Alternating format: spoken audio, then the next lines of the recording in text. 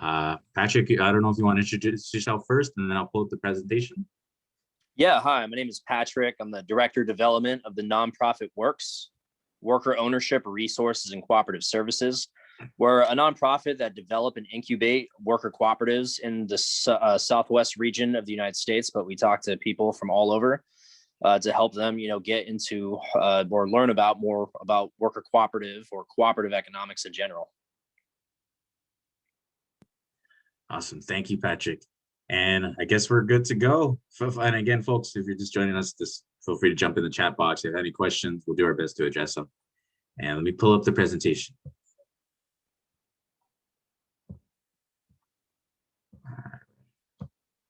Yeah, just skip the first one. Since Okay. we just want, yeah. All right, cool.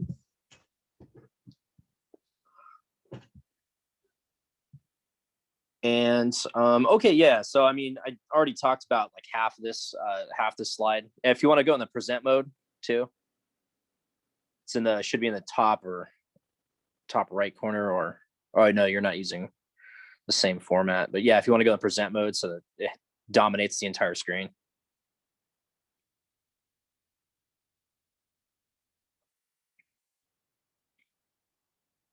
Or yeah, can you actually maximize that? Yeah. There we go. Excellent. Yeah. So, I already went about half this slide, but what does incubate mean? What does, incubate and develop worker co-ops? The way, I use the language incubate just means, things like just like this, I'm incubating in the sense that, this is a learning session and people to learn about worker co-ops and, to try to get groups of people together, essentially, with the eventual intention of, creating a cohesiveness with the group, which is pretty much the foundation of how you're going to get, worker co-op off the ground, or any kind of cooperative off the ground, is, creating groups of people that have some level of cohesion, though it goes a lot further. Develop has to do with, once there's cohesion with that group, creating structure, within that group, whether, creating a board of directors in essence. Once it starts to cement and implement a governance structure, and then help them along the way to start their worker cooperative business, down the line. All right, next slide. So there's different ways, or there's three kind of basic ways I like to differentiate between a worker co-op and a traditional business. The first thing is how things are owned. Owned, within a worker cooperative, where it's one member, one share, one vote. In a traditional business, it's one share, one vote. And, the best example I like to use is like Disney, because everyone knows Disney and they've watched The Mandalorian and Star Wars that's owned by Disney. Disney, has millions of people that own stock in it. But how a lot of bigger companies of that kind of magnitude, how they are owned is they have bulk shareholders, which means like 5 to 20 people own the majority of the stock. They own bulk shares of stock, and their voting power as an individual is much more, it's much more titanic than, of the millions of people that in general own stock in Disney. Like, for instance, I have a friend who owns stock in Disney, but he doesn't have enough voting power to really make a difference. And he can go to the shareholders meetings, but what is his share, what is his voting power? It's kind of a joke, so the bulk shareholders together own the controlling interest of a business, where in a worker co-op, each person can't overpower you unless there's like a voting faction, or for instance, or people get more votes and they vote together on certain issues, or vote a certain way, but there's no individual with more voting power. The second differentiation I like to make is how decisions are made. In a worker co-op, the workers themselves are their own board of directors. So in a traditional business like Disney, there's a class of people that, the shareholders elect a board of directors that answer to their needs or on their behalf. And then they hire upper management. Management hires, everyone below them pretty much, and as a hierarchy. And so in a worker co-op, it's, the same class of people that produces the goods or produces the value for the firm are the people that also make the decisions. Okay. The third distinction I like to make is business objectives. In like a traditional business, it's the maximization of short-term profit, which could be quarterly or yearly, or the long-term of maximization of shareholder equity. In a worker co-op, it's the maximization of member benefits. That could mean, they could grow if they want, but there's not exactly anyone holding them to whether they want to, grow like 3% a year, 10% a year, or 20% a year. And a lot of co-ops, they get a certain size, and they don't have anyone telling them, like an investor saying, you guys got to keep growing so I can maximize my, maximize my rate of return. The workers themselves, they can do that if they want, but they also are nothing's holding them from saying no to that. All right. And that has a lot of deep implications, the maximization of member benefits. I'll get into that later in the presentation, but I don't want to go down that rabbit hole just yet. All right, next one. Okay, so cooperatives, they have an ethos to them, or they have, values, or, if it is a true cooperative, they follow these 7 principles. And a lot of different organizations that are value oriented, have their set of principles. Well, the cooperative movement does as well. Voluntary and open membership. You can go in and leave as you please, for instance, would be a good way. No one's holding you back or holding you there. Democratic member control. The members / the owners are the ones that control it in a democratic fashion. Members' economic participation. They're the ones, producing the value for the firm. Autonomy and independence. They're not, like I said, a shareholder, like an investor is not the one that is the one determining, determining where this organization goes. It's they themselves. It's self-directed. 5 is education, training, and information.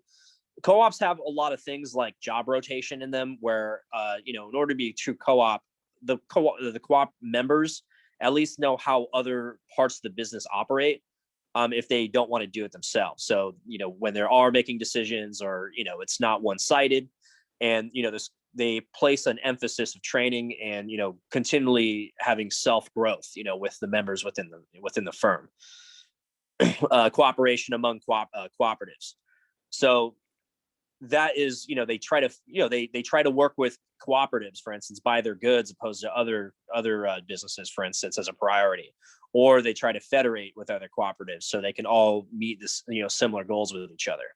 And then 7 is concern for the community, meaning, since they are stakeholders, not just decision makers and owners of the firm, but stakeholders in the community, they take into account their own externalities, as when they're making business decisions. And it's a lot easier for them to do it than a traditional business, for instance, because they have to live with the decisions they make if it is a bad decision. All right, next slide.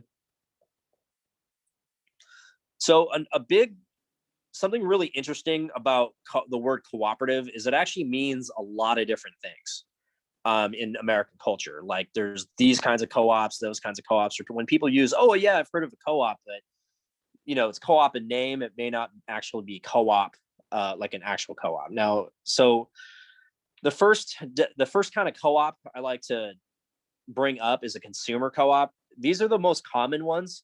This is like a food co-op where, the customers are the owners, and you can buy a member share in a food co-op. There's one in Santa Monica, for instance, or REI is probably a big consumer co-op where, you can buy a member share and you get to decide, you get a vote on who becomes the board of directors of this organization, as a shopper there. Credit or depositor co-ops, that's a credit union. That's, the people that create a bank account, within a credit union are the ones that get to decide on who the board of directors are within that organization. A marketing and producer co-op. If you've ever heard of Ocean Spray, Ocean Spray is like a juice company. And you you can go in there, make a lot of times you see that in you see that in like a liquor store, or you see it in a grocery store, Ocean Spray. And then it's a bunch of producers or small farmers that all get together and they create a marketing cooperative, and they sell it as, they're all businesses, but what they do is they own like a brand collectively to market their products. So that's another form of cooperative organization. Then there's a worker co-op, as we went over earlier, when the workers themselves are their own board of directors, they own it, one member, one vote, one share. A multi-stakeholder. This is a mixture between a consumer cooperative and a worker cooperative, where there's a balance of power between the workers and the customers themselves. So there is about, so pretty much it's not a consumer, nor is it or 100% consumer, and it's not 100% worker, but there's like a balance, kind of a power sharing agreement between two different factions or voting groups. All right.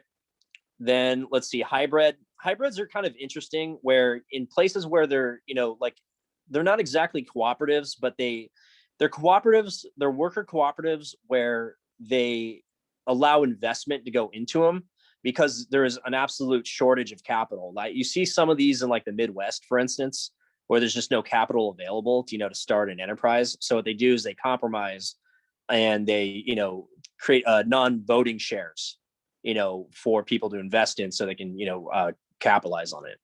Then the final one, I mean, there's other co-ops, but the final one, final major one is a housing co-op. Imagine an apartment complex where the tenants are the owners.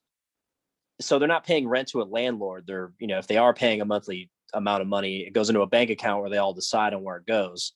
And, there's a lot of housing co-ops in college towns, for instance, or on college campuses. So it's not an alien concept to a lot of Americans that I've talked to. So a lot of housing co-ops in the Bay Area and also college towns around the country. All right, next slide. All right, give me 1 second. Okay, history of co-ops. So they have different histories around the world. Obviously, they're not unique to America or anything like that. But as far as like, since we're in America and most people on this call are in America, I just like to kind of single out American history. The guy in the photo is Robert Owen. Robert Owen's a really interesting character. He was like an industrialist. He owned a textile mill, and he was a capitalist, but he also saw the ruthlessness of industrialization in Britain, which happened in the late 1700s and was starting to kick off in the 1800s in Great Britain. And he started to organize workers in Britain to create worker cooperatives, and these were like a big deal back in the day. A lot of sociologists were studying these things, including like people like Karl Marx and other sociologists, and also political commentators of the time as well. Were looking at what he was doing, and a lot of his work actually in Great Britain actually exists today, called like a Rochdale Society, and there's still like consumer co-ops and worker cooperatives and cooperative culture that started with Robert Owen back in the 1800s that still exist today. All right, another one is Erzmendrieta. This is a Spanish priest that started the Mondragon Cooperative Corporation in 1956. He was on the Basque people were on the losing side of the Spanish Civil War. They fought with the Republican government, and a way for Franco to pay them back was to pretty much cut them off from the rest of Spain, when it came to commerce and access to capital and things like that. And, Erzmendrieta, in 1956, organized the first cooperative with like 5 engineers. And they started Mondragon, the Mondragon Cooperative Corporation, but they started what preceded Fagor, which is like an appliance company. They started making toasters and fridges and just like appliances that you could purchase and place in your home, for those kinds of applications. And then, eventually it became a major cooperative. And I'll go into Mondragon a little bit more later in the presentation. A big turning point in cooperative economics in the United States in recent history is the New Deal. FDR cut deals with the rural leaders and rural cooperatives, where that's what electrified the rural economy, because they're just like there's a digital divide today. There was also like an electrification divide about 80 years ago during the 1980s, where what happened was the rural areas just didn't have electricity, but the suburbs and also the urban areas did. Great. And then the Knights of Labor, this was a labor union that was it was very a dominant labor union after the Civil War up until the late 1880s, and they had about 200 worker cooperatives, and they saw cooperative economics as an alternative to industrialization. And if you're familiar with that labor history, they kind of had a really big downturn in the Haymarket riots, as they call them. And if you're familiar with what May Day is, that's where Mayday had its genesis in the Haymarket riots, for instance. And yeah, so they had a lot of cooperatives back then. The next one is the IWW, and they were a union that wanted to, go above or go, they thought they could do better than traditional business and capitalism. And, they were advocating worker cooperatives. And when Big Bill Hayward, the founder of the IWW, went into exile in Soviet Russia, he had an agreement with Vladimir Ilyich Lenin, and and there was like this backcountry part of Soviet Russia and Siberia where they created a lot of cooperative economics. It didn't really last more than like 6 years, and there was a lot of complications. For instance, like Lenin died, some support died, but it was able to continue on. And Big Bill Hayward, for instance, died in 1928. So before the project could really get rolling, the people that supported it died in the 1920s. Other cooperative, significant cooperative efforts, in the 60s and 70s, there's a lot of cooperatives that start popping up in the San Francisco Bay Area. The Rainbow Grocery, which is a grocery store in the San Francisco area, is still around today. There's also like other people of that movement, like the Arizmendi Bakery in the Bay Area that, came from that movement. They started in the early 80s, but came from the same kind of culture and everything. And there was also a big tradition in rural African-American communities, like farm communities and things like that, where they organized cooperatively in order to survive a lot of the hardships that they were facing. And then last but not least, a lot of people don't know this, but a lot of the Quakers and Shakers, which were religious, kind of isolated religious communities, also organized their production and communities cooperatively. And great, next slide.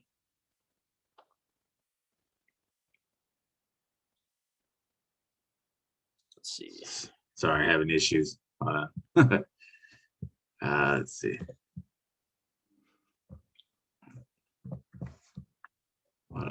There we go.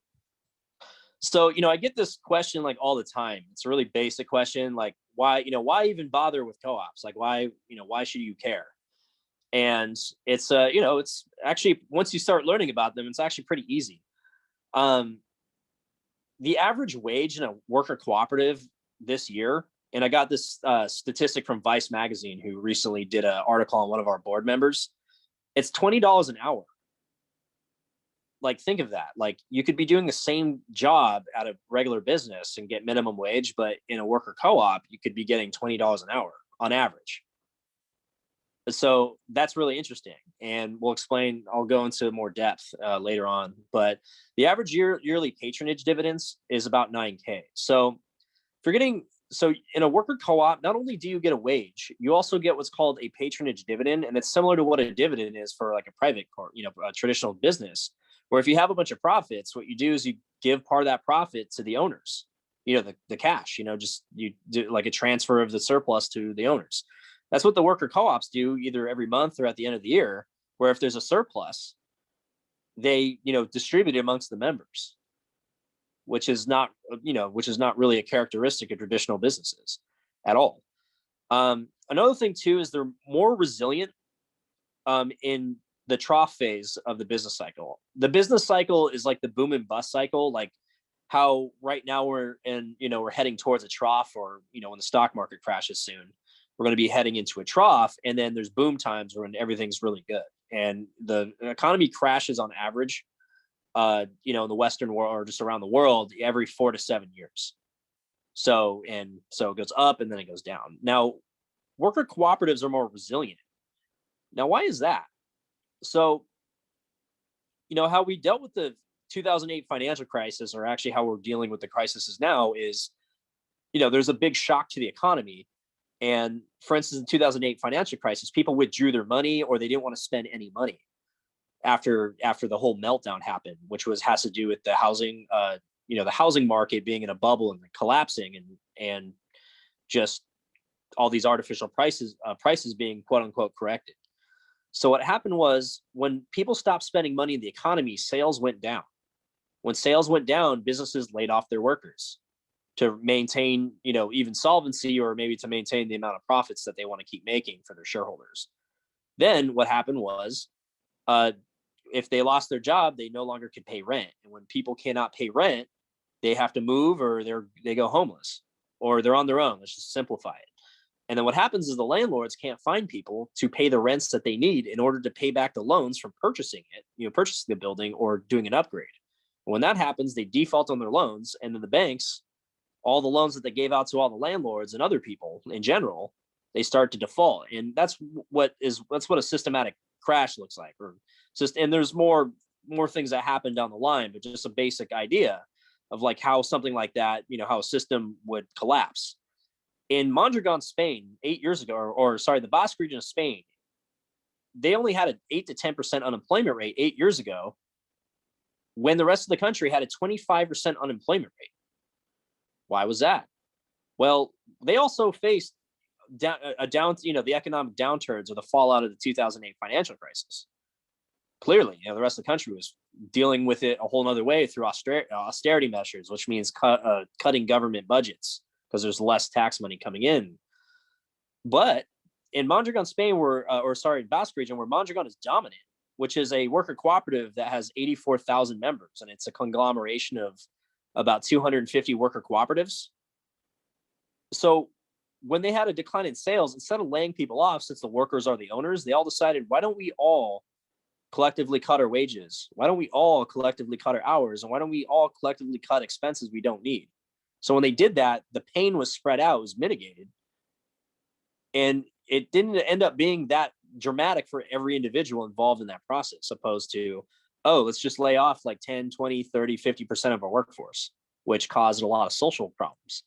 But what if they didn't make enough money to pay rent? Well, the Mondragon Cooperative Corporation also bought housing cooperatives, or they enabled the means for all the worker owners to live and own housing cooperatives. So if they collectively couldn't pay the rents they were paying towards themselves, they would all go, hey, why don't we lower the monthly payments that we do for the upkeep and maintenance and everything else, so we can stay in our homes, or we can just not have any issues. Well, that's what they did. But what about all the loans they took out in order to pay off the housing cooperative or car payments and things like that? Well, it was their credit unions that finance all those, and they decide on who the board of directors are. So they're able to pretty much have it's like economic suspension, where when we have our business cycle, which goes up and down like a bumps, we're taking those jumps in a Toyota Camry, where they're taking jumps with like professional grade suspension on a truck. So what's happening is they're able to deal with these situations in ways that we cannot cope, and it causes all kinds of social issues, not just economic issues. There's a lot of things that are causing that cause a lot of problems. All right. Let's see. The other thing is worker co-ops are go back to it. Sorry. Worker cooperatives are scalable. So they're not just like small little boutique businesses. You can actually create worker cooperatives that generate millions or even billions of dollars. So they are, these are things to take seriously. These are things that can really revive a community. They're not just like little, boutiques, and so people can solicit that they're rebellious. This is actually something that is legit. Take this seriously as something formidable. All right. It solves income inequality. Now, let me explain that. Most co-ops are small in the United States, and their income, between the top and the bottom person in the organization getting income, it's only like 2 to 1 or 1 to 3, for instance, between the lowest paid worker and the highest paid worker. In Mondragon, where they've had really sizable cooperatives, the pay ratio between the average or lowest worker to the CEO is only 1 to 6 to 8. Think about that. Now, in the United States, the average worker to CEO pay ratio currently in this year is like 1 to 320 was the last statistic that I read. In the 50s, it was only 1 to 50 or less. I've seen different stats, but it was dramatically less depending on how you calculate that. But that's a lot of inequality. Inequalities is the genesis of inequality within the United States comes from inside the firm. over generations, it has to do with, inheritance, for instance, like the inheritance of the Rockefeller family. The people that still live or still alive from that family still get a $60 million inheritance, from the founder. But it all started within the firm where that wealth was generated from. So it's interesting. This can help solve income inequality, which is pretty much really the foundation of several of our problems within our society. If it's not obvious, but there's a lot of issues. So another issue it can address is mass underemployment. For instance, if you have a master's degree but you're a sandwich artist at Subway, if you were working in a worker cooperative that made sandwiches and you had a master's degree, well, I'm sure a lot of the worker owners might be like, hey, maybe you should be doing something else, within our company other than, actually making sandwiches. Maybe we should actually have you do other things. So, all right. And let's see, capacity utilization. This is a pretty interesting metric where the Federal Reserve, they calculate how much of our actual industrial capacity we're using every year. Pretty much. And what that means is like all the machines, the equipments, the buildings, commercial vehicles, things like that. And what that does, pretty much like before the pandemic, it was about 20% of our capacity utilization was just lying around sitting doing nothing. We have a large unemployment problem even before the pandemic. And it's kind of an interesting thought to see whether we can put two and two together. And another way to help understand capacity utilization is like on the residential side. I mean, this isn't part of the metric, but there's more homeless people than homes in the United States that are vacant.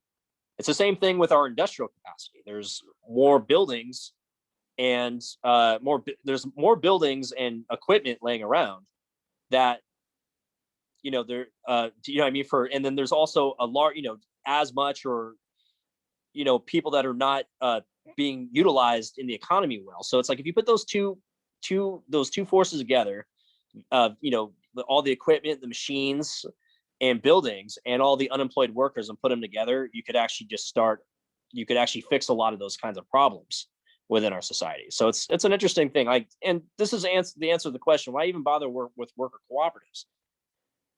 Well, they can do quite a bit. And another thing that's not even on this slide, actually, one thing that America has been afflicted with big time is offshoring, where, mobility of capital. For instance, if a city wants to give heroes pay to the grocery workers and they decide to leave the city, well, I'm working with people in Long Beach right now where that happened, and they want to use the vacancy of that building where that grocery store was there to start a food co-op. So it's like, okay, we don't need you. We can actually organize our own production, and thank you for leaving so we can do that. So that's another thing I want to add is it's an alternative.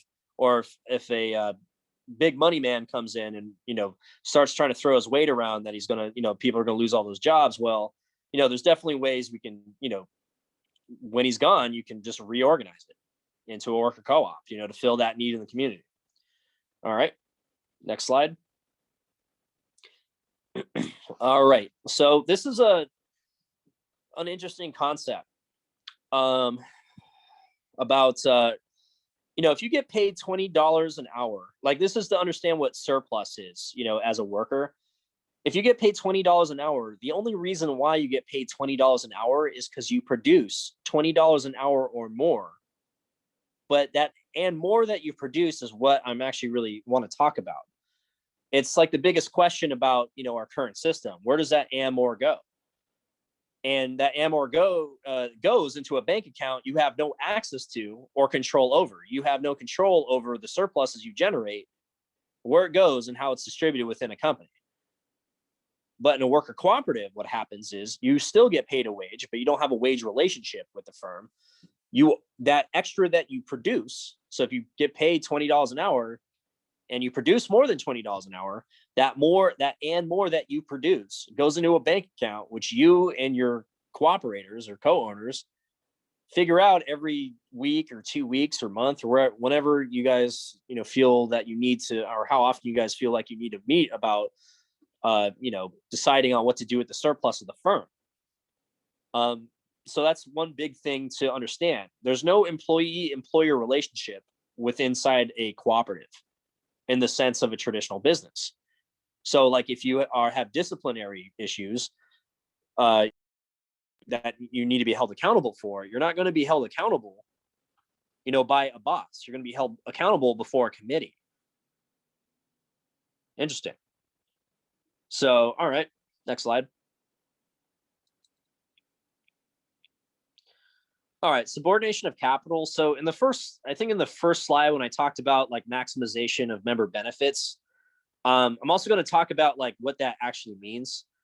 So there's like a tax meaning and a political meaning. So the tax meaning is like cooperatives are actually treated differently under the US tax code, where you can actually get tax benefits if your wage is about 80% of your patronage, or your patronage dividend is of 20% or more of your income, for instance.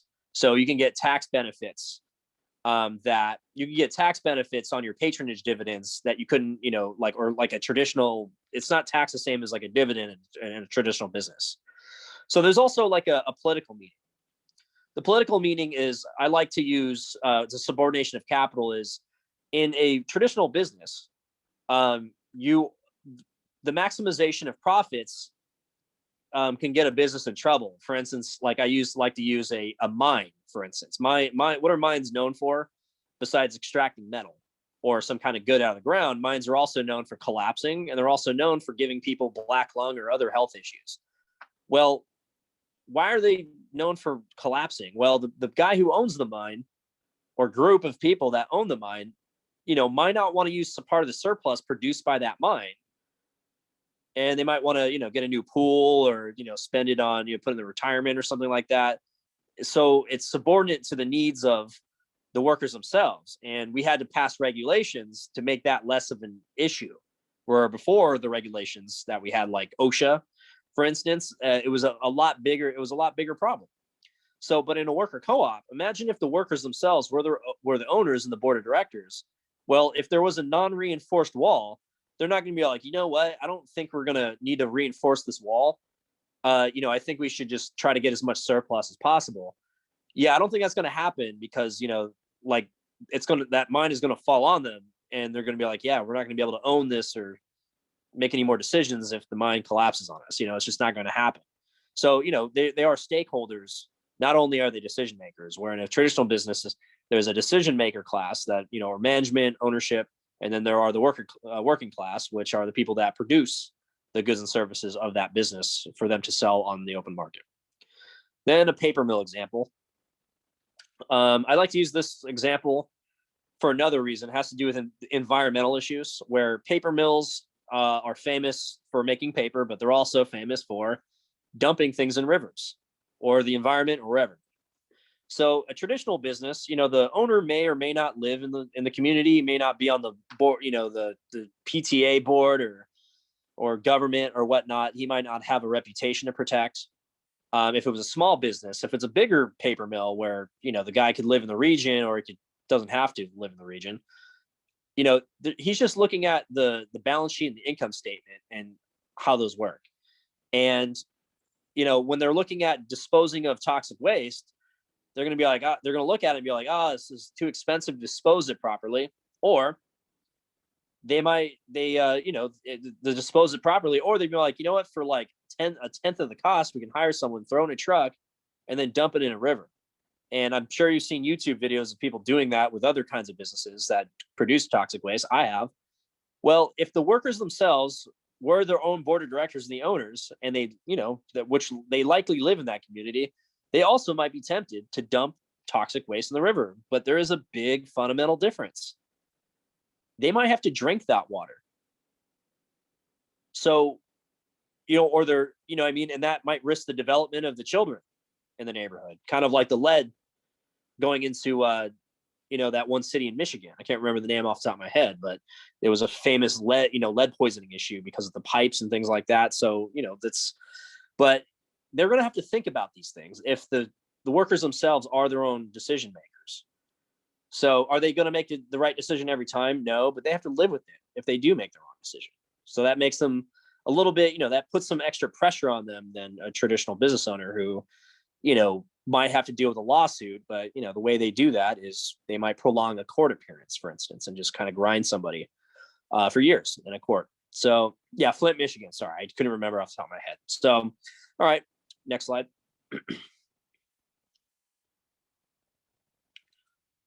All right. Okay, so success stories. So these are, I talked about Mondragon a little bit. Mondragon's in the northern part of Spain. It's about 6 to 7 hours north of Madrid. So it's right like below the Pyrenees Mountains. It's above the Rioja region, if you're familiar with Spanish wine. It's where a lot of excellent Tempranillos come from, if you're in a Tempranillo. If not, it's all good. But the capital of the Basque region, if you want to find out a map, is Guernica.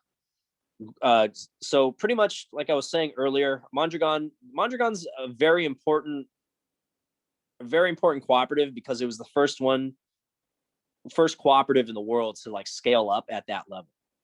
They have 84,000 member owners. It's like 250 different worker cooperatives that all have a mother organization. And that mother organization is a co-op of co-ops where it's one co-op, one vote for the member owners, and each co-op, it's all one member, one vote. They have a cooperative university called Mondragon University. It's like a college where people go to learn cooperative economics and behavior, as well as the skills they need in order to go into, to be successful in these worker cooperatives.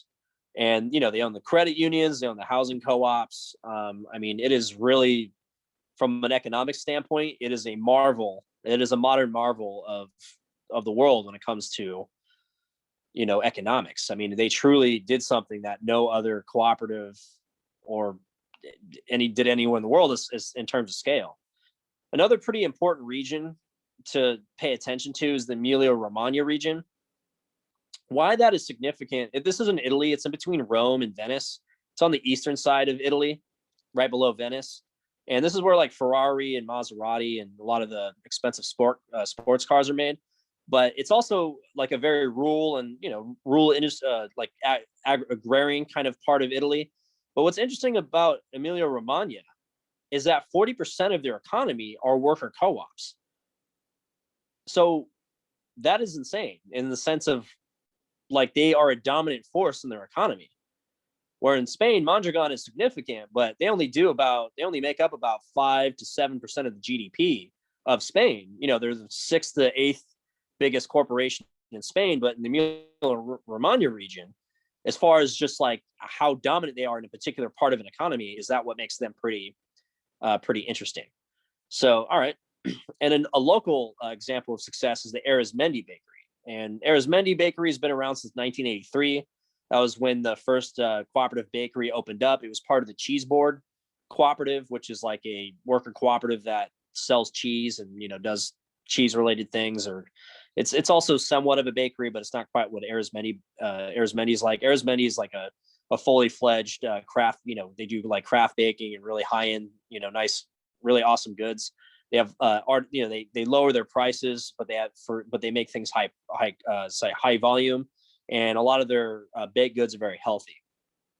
They, different cooperative, they do about $2 to $6 million a year, depending on which Arizmendi bakery it is, perhaps more. I haven't looked at the books, but I do know the founder of Arizmendi, and we're working on bringing Arizmendi to Los Angeles. I have a group of people that want to bring it to Los Angeles right now. We've been meeting since like last May or June, and yeah, that whole situation is it's starting to move. All right, next slide. So if worker cooperatives are so awesome, why are there only 500 in the United States? That is a question I get all the time, especially when people are like, wow, why should I take this seriously? Just like that other slide, why have they, haven't been remarkable in the United States? And there's actually a lot of complicated reasons. It's very, it's like, it's not one reason you can really put your finger on. One is lack of awareness. Like when I talk to people about worker cooperatives, it's a rare occurrence for me to go into the deep details of like cooperative economics or cooperative related things. And so most people have never even heard of them, and if they have heard of them, they can't really tell you what they are. And there's not a lot of education around them. Like when I was in business school, for instance, I brought up what worker co-ops were in business school, and my professors either looked at me with concern, or they, thinking I was talking about the dark side of the moon. And they actually didn't even know what they were either, really. And it was kind of interesting, even like in the economics department of, the school I went to. There was just even there, the places where they should know, they didn't know. All right, other things are cultural, ideological, and geographical isolation in the United States. The like cultural, it would be an interesting topic is the places where like cooperative economics where they were taking off, where, like I said, they were like in isolated religious communities like the Shakers or Quakers. There was other like Christian socialist kind of pockets in the Midwest that were playing with cooperative economics. There were in the rural sector of the economy, like in the African American, but also in non-African American groups all around rural America, when rural America was more part of the economy, where like 1 out of 9 people were farmers, until like, I don't know, 30, 40 years ago. It was a bigger part of our economy, but still, it was still like a place that the like population centers never had a lot of contact with. They, as far as like, talking to people in the rural areas, people that lived in cities or suburbs and things like that. So there was geographical isolation. Other things would be ideological as well, separation, where the kinds of people, like for instance, in the Bay Area, a lot of them were hippies and Marxists, that were into worker co-ops at that time. So, and also Native American communities, they have a different ethos and philosophy of how to operate. So they saw things differently. And then, yeah, there's a lot of like, and also, like I said, Shakers and Quakers, their religious philosophy was a lot different. I mean, there are a lot, let's just put it that way, to build it, just to, compare and contrast, the different kind of religious kind of ideals that, both Joel Osteen and also the Shakers and Quakers have. Couldn't be further, there couldn't be a further distance between the two. All right. This is a controversial one, but I do want to it's called lack of need. America was a growing economy. And for every generation between 1830 and 1970, there was a higher standard of living for every generation. For every group, that's very arguable, whether that's true or not. But overall, that was true. But that stopped in the 1970s. But ideologically, it didn't happen until the 2008 crash, where people were like, they didn't see a need for an alternative, as far as, because they thought this economy that we had was going to keep increasing, keep growing, keep bringing economic wealth. But in the last 12, 13 years, a lot of that kind of idea of, having a need for alternatives just wasn't non-existent. There was always a need, I would say, but I think psychologically, or maybe the dominant narrative was there wasn't really a need for an alternative to traditional business in America. Another one is labor movements were destroyed. In the 1950s at their peak, I think, like between the 30s and 50s, the labor movement was about 35% of the private sector. As workers that were represented was about 35%.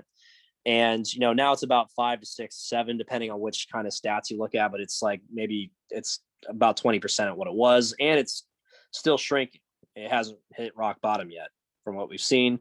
And the labor movement was a big part of the cooperative movement.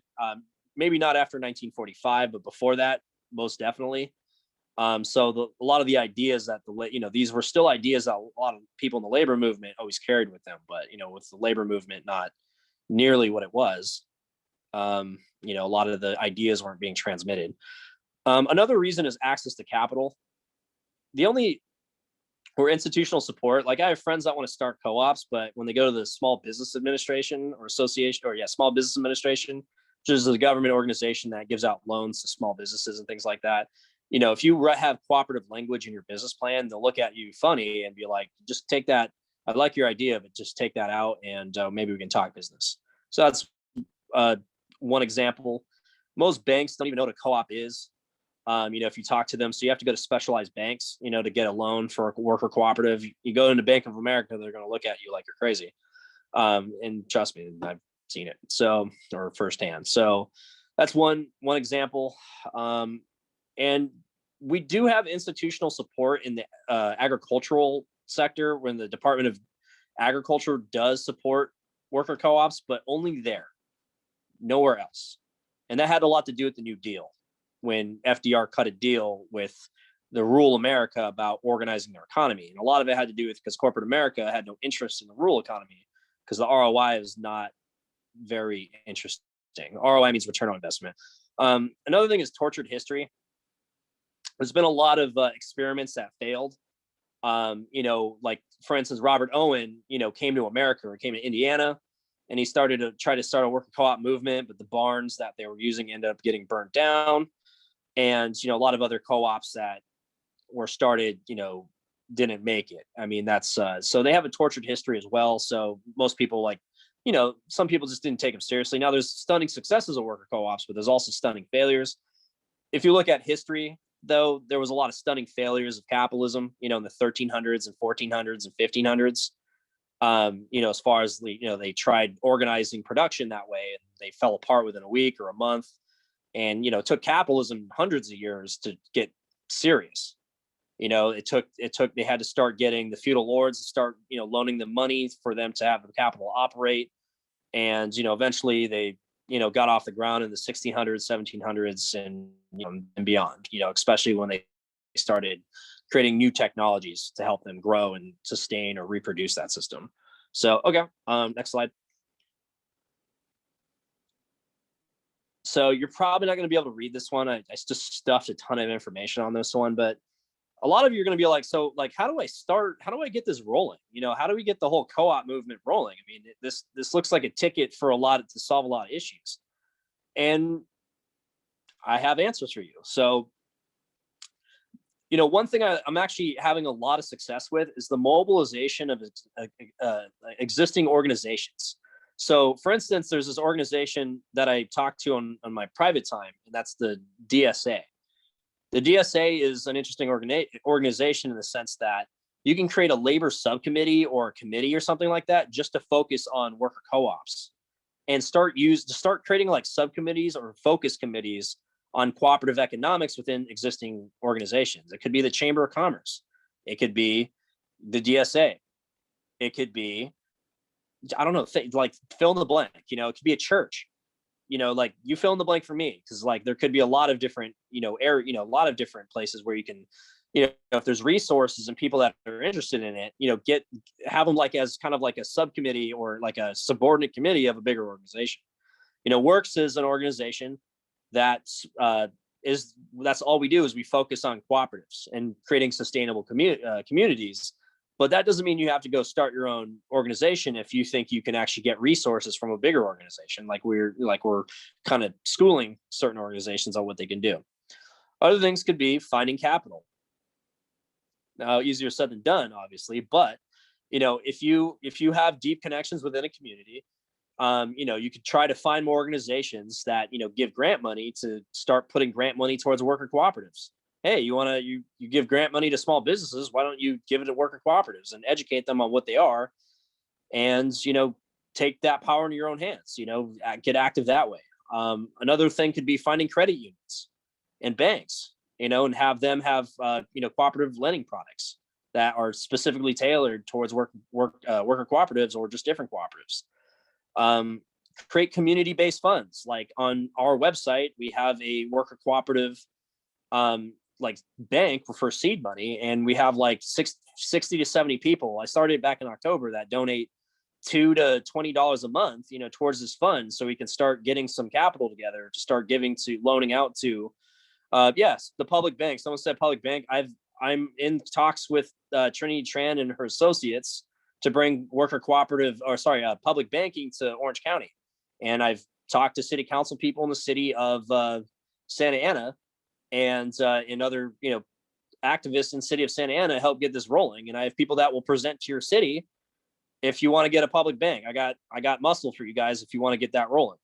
Unfortunately, public banks, if they do get it approved, are a complicated process. So you're not going to see that materialize for quite a while. It might take like a few years minimum for, like a city to organize a public bank, get all the professionals and all the bank accounts and all the capital and everything they need. But yeah, I agree with that. Contact every wealthy person or impact investor, and have them start paying attention to this business model, because they want to get tax write-offs, have them, do a tax write-off to a nonprofit that loans money to worker co-ops. I mean, fill in the blank of how to find capital. I mean, there's several ways to do it. There's definitely ways you can do it. So finding experts. A lot of workers know how to produce a good service, but they may not be really good at making certain business decisions because they don't have an expertise in certain areas. So if we can pool professionals together, that have specific backgrounds that could help, workers get out of certain situations, that'll help us organize more worker cooperatives so less of them fail. I don't have it on here, but land trusts. Start getting land trusts so you can buy buildings, so you can give worker cooperatives below market value rent, so their chances of survival are going to be much higher in the short term, because most businesses fail in the first 3 years. And when I say most, like 80 to 90%. It's probably the same thing for worker co-ops, even though I haven't read those statistics, but they have less support. It's probably even higher. And I know a lot of co-ops that go into business that fail. So we need to find ways how to make it less risky or increase their odds of survival. All right. Let's see. Work with existing buy from existing co-ops or work with existing co-ops. Like, for instance, we're working with the Arizmendi Bakery, for instance, to come to Southern California. The reason why we're doing that is because they're successful and have all the recipes. They have like standards of procedures. They have like decades of experience of dealing with certain issues. They can give that to us. Great. So we don't have to learn the hard way. We can learn the easy way by listening to what they have to say. And like I said, start buying worker cooperative, from worker cooperative businesses. I started a website called shopcoop.coop, and it's not populated yet, except for like from 2 co-ops. But my goal is to create an outlet for people to support co-ops, even though there might not be co-ops in your area, because there's only 500 in the United States or somewhere around there. You can actually buy from our website from co-ops from around the world or the United States, and start building that sales, build a sales channel to help them thrive. All right. And last slide. So, based on the type of group that I saw you guys were, I decided to add this one. I don't say this to all groups, but just based on what I saw, I'm like, you guys would probably appreciate this. What are the political ramifications of a cooperative economy? First, a democratic economy equals a democratic government. Now, this is an interesting point. In America, we are very proud we're a democracy. And we're so proud that every 2 to 4 years when we go vote, Colleen, yes, several. But okay, let me get back to my point. So like, we're very proud. We're very proud that, we're a democratic society. We vote every 2 to 4 years on, Congress, the Senate, our president, local elections, our judges, and everything. And so, but what's interesting is when we're so proud, we put a sticker on our shirt that says I voted, and we put it on social media to tell everyone that we voted. But ironically, the most people that do that, the very next day, they go into a very undemocratic environment where they have no say over the policies of a business. They could be fired the next day. And, it's not very democratic at all. And that's the majority of Americans have that kind of situation. Are we does that promote democracy? And the fact is no. And if you notice in America, though we have institutions that are democratic, a lot of times it's the wealthy that, are in public office. They're usually millionaires that are in, I think like 55% of Congress, for instance, are millionaires. I think it is. And then you look at their campaign contributions, all that surplus or profits that those businesses create. Part of it goes into the coffers of different political careers. And it's, and what happens is you have a 6% chance of winning against someone who's, outfunded you, so this will create like a counterweight to corporate hegemony, just like the union movement did and with their allies back in the day to create a semblance of social democracy. I think co-ops might be that vehicle in the 21st century. Unions were very successful because there was no mobility of capital, but that ended when capital became very mobile, where you don't have to be in the United States to operate, but you can live there too, because you can run a business from a computer. You could be in a shack in the woods and still run a business for the most part, if you have a laptop, a phone, and all the necessities you need. But you can be isolated, especially now, with all the technology we have. All right, so another thing is more political engagement. Now, this is kind of a mix. I've seen studies that are very mixed, but if people are not so busy trying to scrape by, they might be more active in our political system, voting and paying attention to what's going on. And coalescence is actually the biggest one. The worker cooperative movement is small but mighty now. But imagine if they made up 40% of the economy, like the Emilio Romagna region. They're going to try to reproduce their way of doing business. They're going to come in conflict with corporate America because they are, because they're going to have problems with the surplus, or sorry, the government resources, for instance. Corporate America, for instance, the banking sector is really scared of credit unions, and I've seen legislative battles between credit unions and the banking and the Bank of America and the hegemonic banks and things, because they're competing for resources and advantages, especially like competitive advantages, things like that, like tax benefits of being in a credit union opposed to operating in a like a Bank of America style bank. So they're going to coalesce and create their own politically backed candidates, just like corporate America does. And they're also going to start creating their own institutions, like their own schools.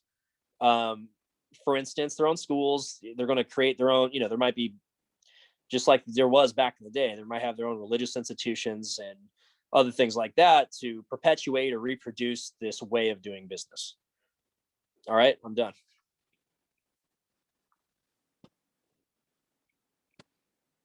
Questions? Thank you, Patrick. Yes, if there's any questions, now's the time for folks to join in. Real quick, I wanted to share this.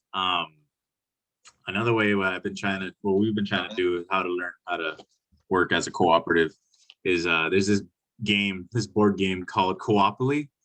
I don't know if you heard of this, but Coopoly, the Game of Cooperatives, a game of skill and solidarity where everyone wins or everyone loses. Very fun game. You got to use your imagination. So folks haven't heard about it. I like to use board games as an educational tool as well. We had one question: is WORCS set up as a worker co-op? No, it's a nonprofit, but we have cooperative bylaws, or we have democratic bylaws. Okay. All right, let's see. Meaning we're a worker self-directed enterprise, but we're not a worker co-op is a for-profit business as far as legal wise, if like LLC or a C Corp or an S Corp. Okay. Let's see.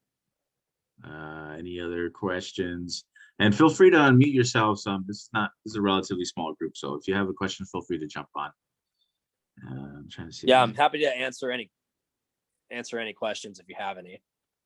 Oh, I think I saw one. Are we starting up like worker cooperatives? Yeah, we are. We're bringing the Arizmendi Bakery down to Los Angeles, and we have a group. We're looking at different ways we can start this bakery, like a conversion, buying an existing bakery and turning it into a worker co-op, or just starting from scratch, or creating a mobile kind of operation before we get into a brick and mortar.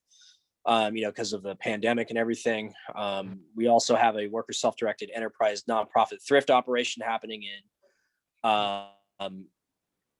in Nevada County that we're setting up soon. So we just got some paper. I just have to finish some administrative things like paperwork, and that should be off the ground very soon. I have a question. Cool. And Patrick, Sure. have you come across gardening cooperatives? groups of gardeners or groups of landscape designers who've come together and created a cooperative? I have. Not gardeners. I mean, landscapers, yes, but not like gardener. Like gardening cooperatives are more of like a friend group that all get together and like they share like a plot of land and garden. I've seen a lot of that, but as far as like a serious business, yeah, there are landscaping cooperatives I have seen. Where, in Los around Angeles, in California, or somewhere else? upstate. Yeah, upstate, like in like Northern California. Mhm. I- Yeah, Is I there, haven't, is there any I way haven't we seen them in. is there any way you can share a link to who these people are? Or I'd is have it to dig them positions up because I don't know it off the top of my head, Okay. but I know I've seen them before. Mm. So yeah, I can, once I find them, I can send that over. Okay, thank you. Um, Yes, Tyree, that would be I dope. was just thinking, can you be an LLC and a cooperative at the same time? Yeah, so pretty much a cooperative, worker cooperative is just in like a C Corp, S Corp, LLC. But it's how ownership is structured and how decisions are made. It's Mm. like how your bylaws and how it's structured. But think of like an LLC as a shell, and you manipulate it the way you want, or like think of it as like some kind of entity, and you just manipulate it the way you want.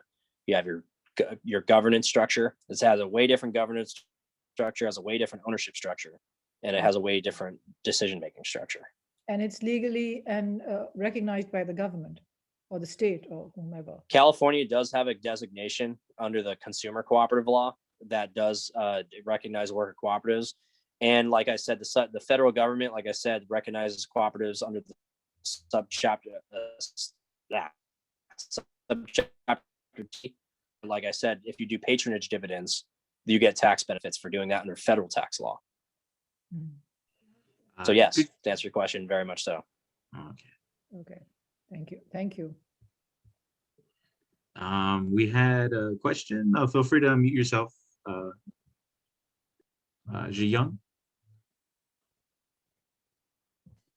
Hi, this was great. I was wondering, okay, so I'm an attorney and I have found that some folks just don't have the funds to set up a worker co-op because it's a little more complicated than like say forming an LLC. And I've run into that situation like twice. Is there like an organization, or do you know of like grant funding for, these kinds of like startup costs to cover like administrative costs so that the co-ops can get up and running? Yeah, I mean, I know where they can get capital, and I know lawyers that specialize in, worker cooperatives. Like Brett Heger in Los Angeles is a lawyer that specializes in cooperative law and things like that. He knows to get off the ground. And then there's several organizations like the Working World or Social Capital or Leaf Funding, and there's a few others, that only really pay attention to worker co-ops. As far as like startups, like that's what we're trying to create. Actually, that exact thing is, I have like a worker cooperative fund where I have people like, paying $2 to $20 a month into it, so we can like cover those like initial costs to get the ball rolling for them. But we just started that like in October, so we've only raised like $7,000 or something like that. So so far, because it's just a pittance. So I actually work with Brett, and so I've run into this situation with him where like the people don't have these just basic startup costs. So that's great that you're starting it. Yeah, we're trying to solve that issue, because I actually, just from me being in business or me understanding that, like in the past, like I understand that very much so, because workers typically are not wealthy people usually, and unless they're, the labor aristocracy, in the sense that they get paid a lot, or, not everyone's LeBron James, who's a laborer, but, gets paid a lot. So, yeah, no, that's, like I said, I'm trying to solve that issue, because a lot of the times where you can get capital from, the working world, it's not really those kinds of capitals, for them to like get all the paperwork done and, like getting their corporation done. So yeah, I'm trying to fix it. How about that? So that's amazing. And I'd love to connect with you as well. Sure. Ellie, if you would want to mute yourself, and then Shayna, if you would like to mute yourself afterwards, or we could just read your question. Yeah, I was gonna ask because I heard a friend like mentioning how there might be kind of a new California entity structure that was like a non-profit co-op. I don't know. I was wondering if you had heard anything about that or knew any more details. I know the one that was passed like 6 years ago. If there's a new one, I haven't heard of it yet, but I probably will. If it is, could be something that someone put on the floor of the house or something and hasn't moved any, because there's all kinds of stuff that, gets proposed in, our state legislatures and things like that. But unless it gets traction, I'm not really paying attention to it. So, yeah, I mean, if it has traction, I'd love to know about it. So.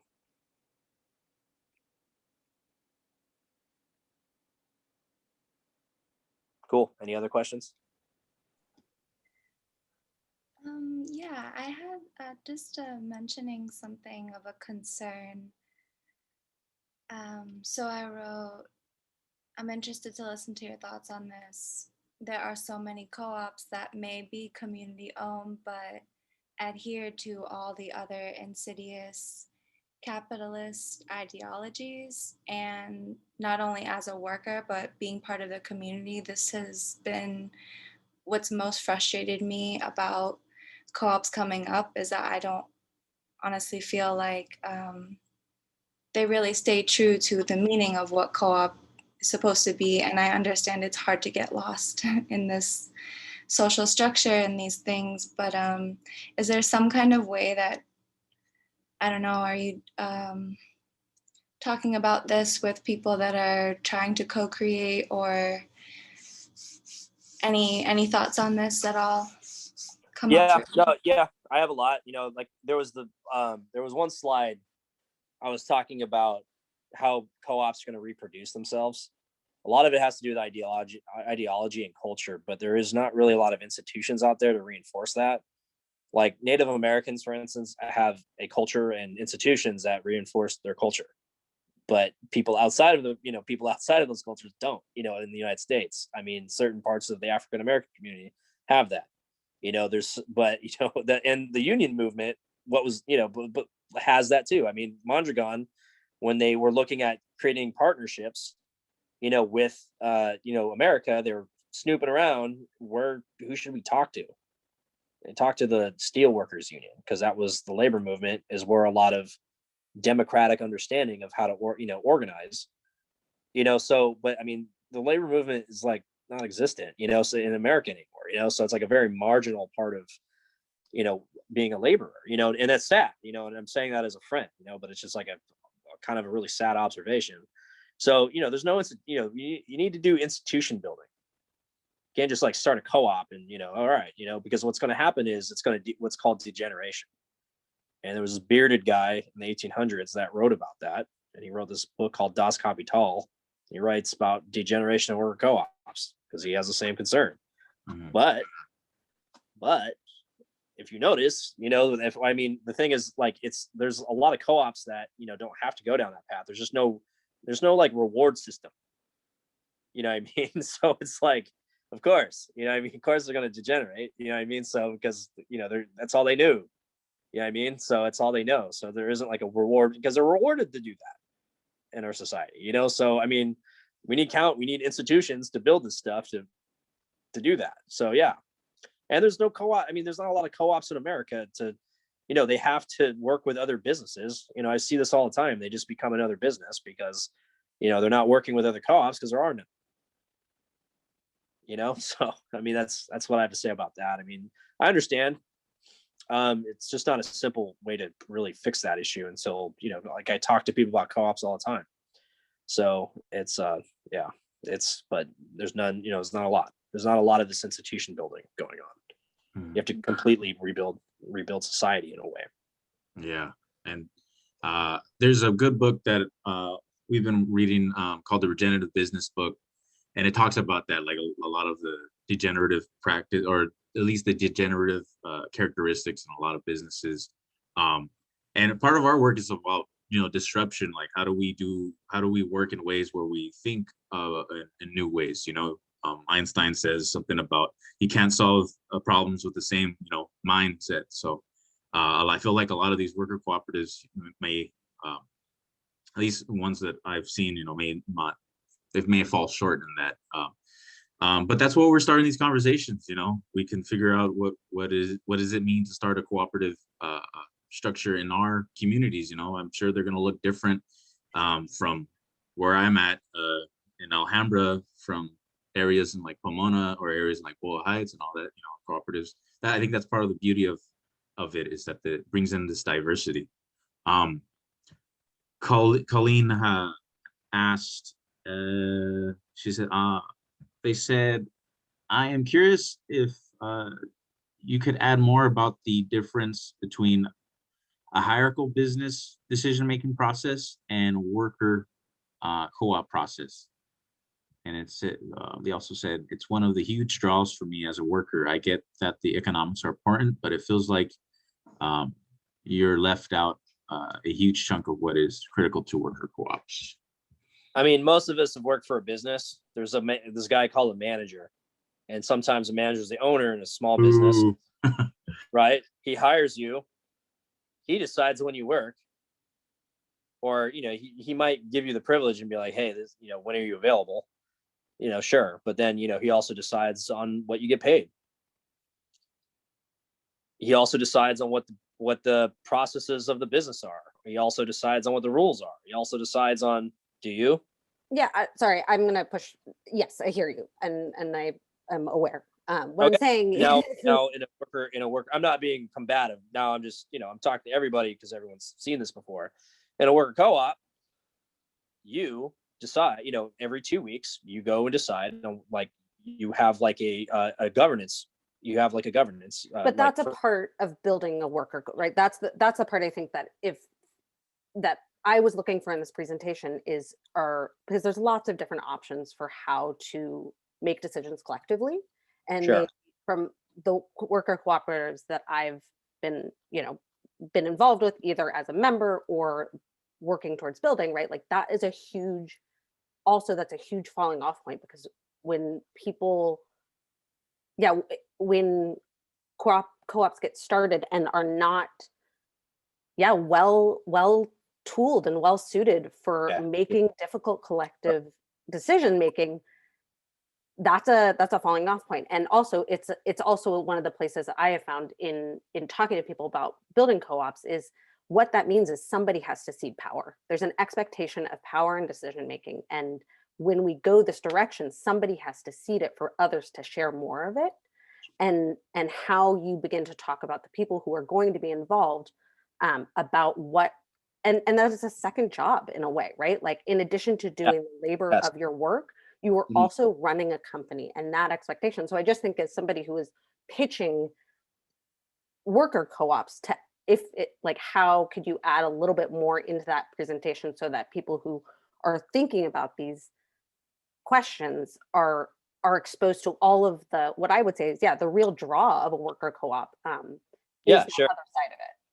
Yeah, I mean, a lot of times, when I do these presentations, people do not ask deep questions like this. This is like a 101, kind of discussion, not a higher discussion for. So I want to kind of disclose that. Why didn't I get into that? And that's the reason why is because a lot of people have never even heard of it. And if they haven't, I don't tend to go too deep in these ones, but sure, if you're asking, there's actually a model called Sociocracy.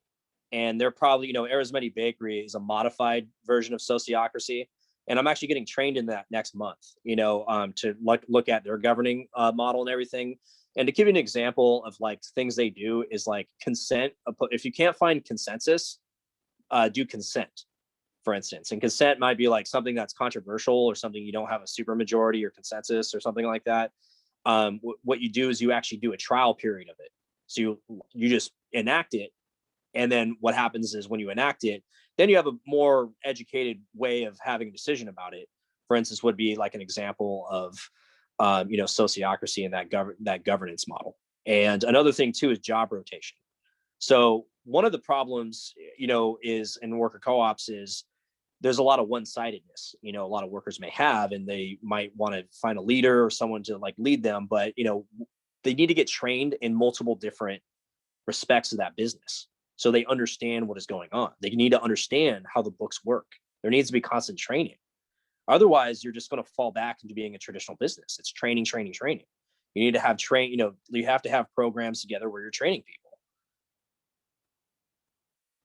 Does that answer your question? So, and I'll know more about, I'll tell you about sociocracy and about when we do the training through our study group. We're working with Downtown Crenshaw, and we're going to be studying that together because it's probably the best governance model that's been successful. And that's probably a lot of co-ops probably don't even know about it, and they probably haven't trained about it. And, you know, having a very concrete way of, you know, creating a very robust governance model as far as, you know, so they don't degenerate and fall into those problems. Thank you, Colleen, for the question. I mean, you came to the right place, Patrick. I mean, if you were expecting I don't know, you know, watered down version, no, we do want to get into the nitty gritty, and then okay. Obviously we try to figure out what does group decision making look like. One of my interests in, I got my degree in psychology, but one of my interests was in organizational psychology, and the lack of like decision making power that folks have. And again, we're talking about the managers and all that, and it's a whole another learning process of realizing, you know, how do we make decisions? How do we make consensus decisions? You know, because we're so used to, you know, the majority takes all, right? Like either 51% and 49%, like decision making. We vote, and whoever wins, majority wins all. So it's interesting, and it's also there's a lot of a learning when it comes to like realizing we could come with a consensus decision making. And there's tons of literature out there. I shared a link, that guy who goes over a few different models of decision making. But yeah, this stuff is like very challenging. The best answer I can give you is like the whole entire co-op movement is endorsing sociocracy. And, you know, because I've read a bunch of different ways of how to do governance models, but it seems the sticking, you know, like I said, the most successful cooperatives that actually stick to being a cooperative are the ones using sociocracy or some kind of modified version of sociocracy. And that's why we're spending a lot of time, effort, and energy and resources, you know, to learn this model. Because, yeah, I mean, all of us have studied, you know, governance models, but is there a way to stop degeneration or stop, you know, workplace republicanism in the sense that, you know, you're just hiring or you're electing people to make decisions on your behalf, opposed to, you know, individuals actually collectively, you know, having some kind of semblance of a direct democracy, I guess you could say, within the workplace. Another thing too is you don't want to grow too big.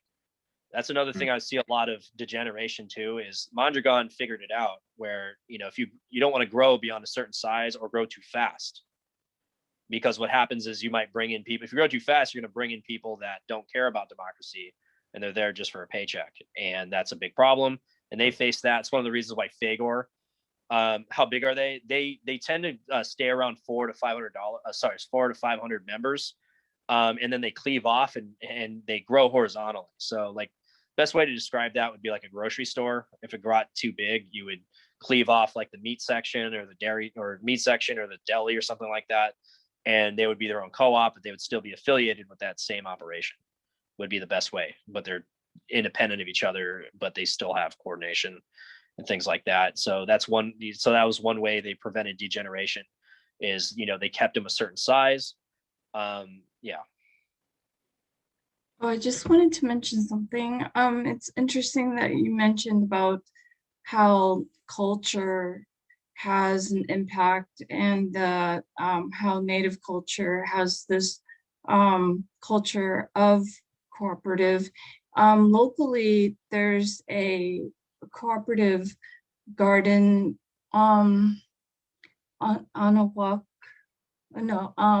Zapotepec. In East LA. Yeah, in East LA. And they have a council of elder women that are kind of like, I guess they kind of, you know, so they don't degenerate. Like there's accounts of elder Yeah, they have women institution that building. Yeah, they culture. built institutions, and that's one of the biggest problems why, the lady earlier was saying, like, how do we get it from doing that? I mean, like most people go to high school, but you're taught to be a worker in high school, like, you know what I mean? Like you're Yeah.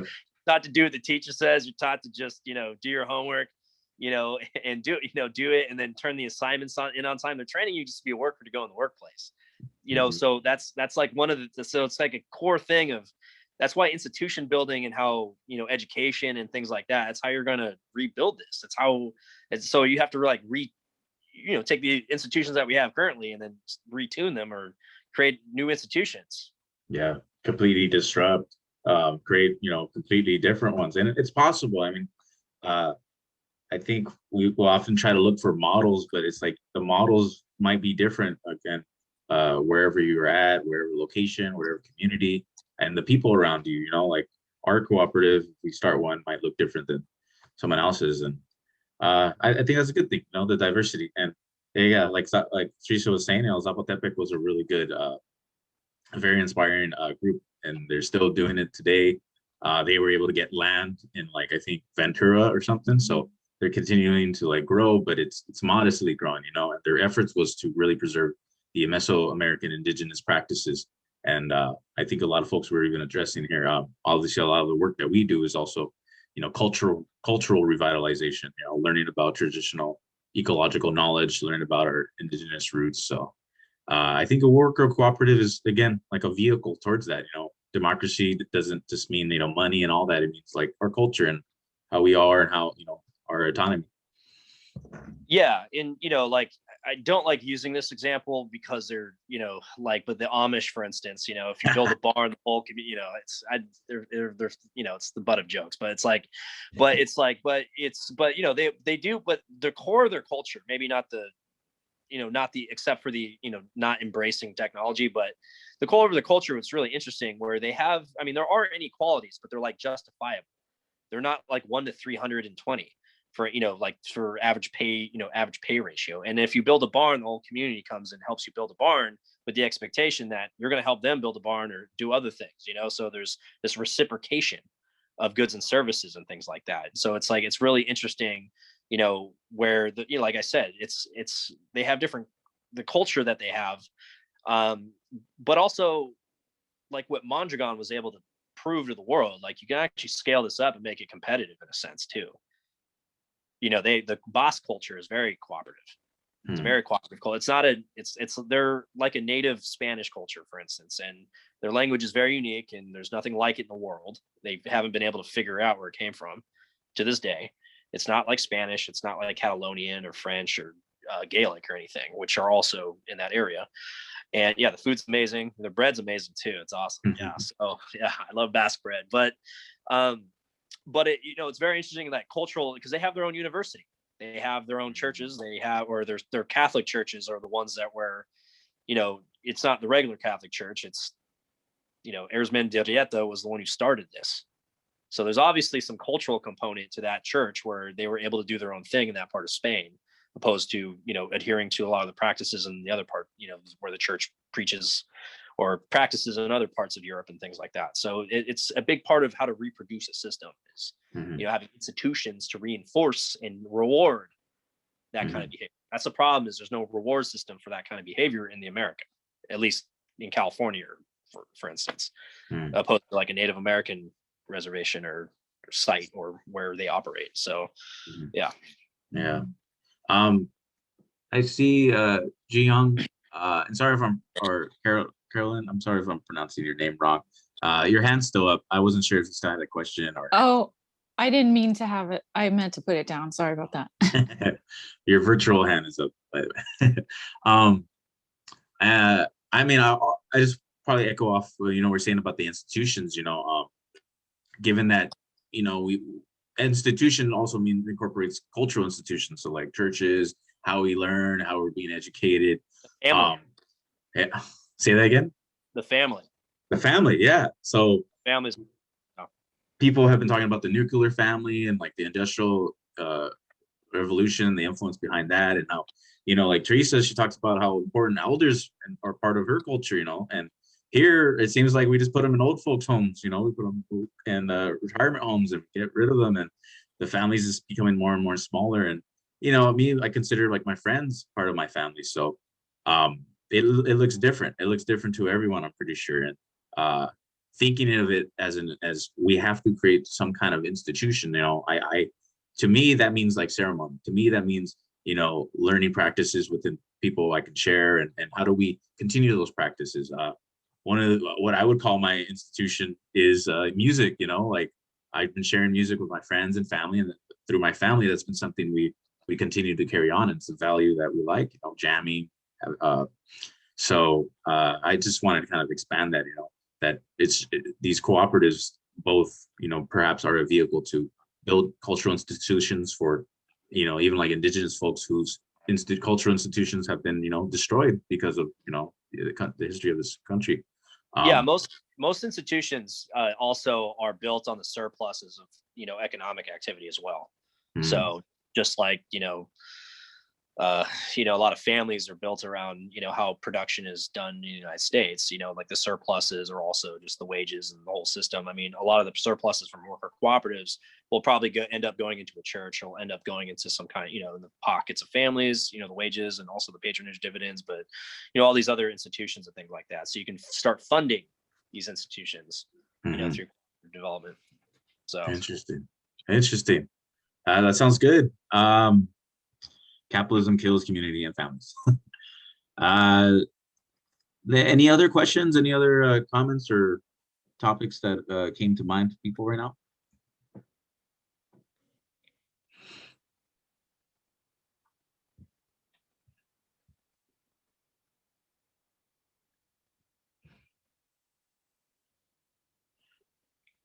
All right. Well, if folks, do you have anything else you have in mind right now, Patrick, you would like to share? Or how can folks maybe reach out to you guys? Yeah, so I had, the questions earlier, someone wanted, more in-depth, like a more in-depth cooperative discussion. I mean, full disclosure, like I said earlier, I did not really know much about this group. Before I came here, you hit me up on Instagram, said, hey, you want to go talk? I was like, sure, why not? A little routine talk about worker co-ops, why not? So if we want to go to a deeper discussion, I mean, I'm more than happy to do that. To answer the questions about governance. It sounds like it's about governance models, that is kind of like the deep core of what one of the members of this group, was asking about. I'm more than happy to go about that into depth, but that's like kind of like a different presentation or different, that's because it's going to take time to really emphasize that. This is like my 101 starter conversation that I do to most groups, because most people have no idea. So I feel kind of bad for like, oh man, I wasn't able to like go in depth, on that, because it just wasn't, this whole discussion wasn't really tuned or designed for that kind of discussion or time. Because I have to go soon to go on another podcast soon. So, awesome. What I mean? So it's like, I'm going on the David Feldman podcast, I think it is. So it's, I think, I don't know who he is, but he's a comedian, I think. So, but yeah, so. Well, yeah, thank you. No problem. I mean, thank you for just sharing your time. And, it's good to have this sample introduction about what's going on. Tahare, definitely asks, when could you have you back again? Maybe offline, we could talk about that if you want to go in. This was definitely a topic that we're interested in learning about, what are some good examples or bad examples of, governance that you can learn from. Yeah. It's important. And even right now, I appreciate everyone coming in and starting this conversation. Maybe we can continue these conversations going. I know that Tahir even asked about the Garden Collective, so that sounds pretty cool. I work in social work, so it'll be interesting if there's models of like social work coming together and creating cooperatives. That's something I'm really excited about. Yeah, that's actually one of my suggestions, is using existing institutions that you may work for or be a part of, or things like that, and creating little subdivisions or little committees or ways to kind of funnel resources towards cooperatives through the any institution or organization that anyone's a part of. Like the DSA, we're creating, I'm encouraging the creation, me and the founder of my organization, Liz Ryder. And so she's encouraging the DSA to start worker cooperative committees to get people interested in worker co-ops, to help create institutions to help build them. So, like for instance, and what we're trying to do is create enough of these locals all over the nation. I'm trying to build one in Orange County. We have like one or two in the LA County area. We have a few, building up in the Bay Area, North Dakotas. I think I found one already in North Dakota. And what we're trying to do is create a national committee so we can create some kind of institutional framework about how we can start funneling, resources and information and things like that. If you're looking about governance models, there is I have somewhere where you can look at how some of the Mondragon cooperatives failed, and, if you want to look at governance models that are horrible, I mean, I have a little blog for you to read about like every little thing they did that destroyed Fagor or destroyed this cooperative or destroyed that cooperative. And, I'll learn a little bit more about sociocracy, about kind of the secrets of what that model has as well. And I think after I go through that training, about like what the best, the state of the art, governance model is of how to, create these institutions. Yeah. Then we can kind of go, because I know a lot about, ones that failed, that ones are horrible, and also like things that work. But, as far as like a structured conversation, we'll definitely get into that very soon. Awesome. So. Well, thank you. Jian mentioned that they're a member of DSA, and which group is working on this. I forgot what you're referencing to. What county are you in, or where you live? Oh, committee. I'm in LA. Yeah, go to the labor committee, and we're a subcommittee of the labor committee. Oh, okay. Most DSA members don't know because the communications team has not blasted it out to the thousands of members, but we exist. And I'm on the Slack, and so I'll look for it. Okay, cool, awesome. Thank you. Yeah. All right. Well, Patrick, enjoy your podcast. Again, thank you for sharing your time and knowledge. Very appreciated. Anything you want to share, Jason? What was this 101 meeting actually helpful though? Because I felt like, that one comment, I'm like, oh man, I'm preaching to the choir here. I'm not doing anything value. Was it helpful? I think for me, it was helpful. Tahir agrees. And because this information, I'm sure I can find it online, but, again, sometimes you don't find it online. You don't have this opportunity to engage with anyone who's doing the work. And we want to make this available for folks, even if it is just an introduction. We had a conversation about community land trust. We're part of community land trust, but it was just an introduction. So I'm sure folks want to look at. Actually, I want to bring up a project. We're affiliated with the Downtown Crenshaw project, the land trust that wants to buy the mall. Yeah, Nikki's on our board as the president of that organization, and she's trying to create more worker cooperatives. She wants to use the land trust to buy the mall, but they want to put housing co-ops and worker co-ops and credit union, whatever, any kind of co-op really in there, and that's a massive project that, I hope to, introduce, all the people still on this call. Yeah. So, yeah. Maybe if Downtown Crenshaw's amazing. Yeah, Nikki's on our board. The founder of our organization is the mother of Nikki, the president. Oh wow. Yeah. The organizing work they do is really amazing. Yeah, it's pretty spectacular. They have like 300 people that go to every meeting that they're doing. They're all talking about cooperative stuff, from what I've been watching. And, I just got them on Chris Hedges' show. Me and Chris Hedges are, go back. We're friends. And, on Contact. I got them on another co-op show. They're on Everything Co-op recently. And I helped them get on Richard Wolff's show too. Another guy you should pay attention is Richard Wolff. If you're not familiar, he's really good at understanding economics. If you want to have like a better economic understanding of how co-ops, can work from an economic standpoint, he's really good at that. Richard Wolff with 2 F's, no E. Okay. Richard Wolff.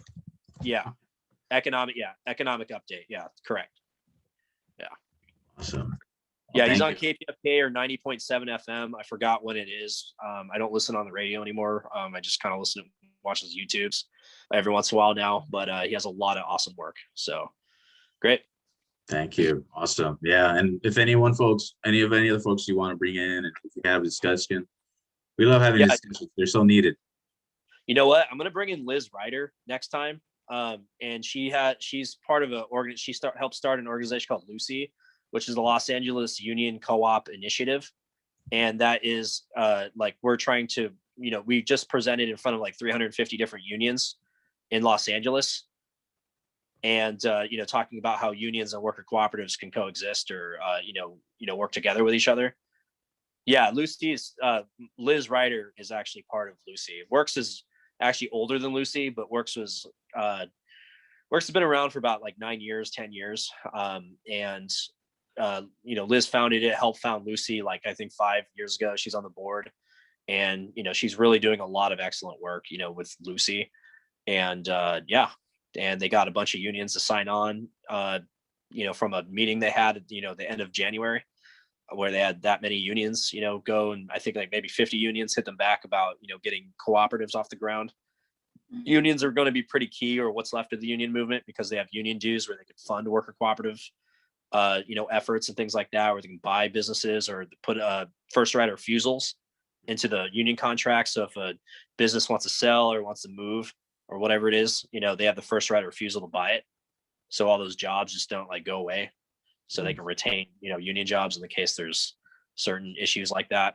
So yeah, it's pretty interesting stuff. She can speak way better about it than I can, about that kind of stuff. But yeah, we should have her on next time. That's awesome. I'm part of United Teachers of Los Angeles Union. Oh, did you hear that? Yeah. Did you watch the presentation? No, I didn't hear it. Or did you hear but from the our delegates about union that presentation she made? No, I didn't hear it. But our union has about 30,000 members. Wow, in LA? Mm-hmm.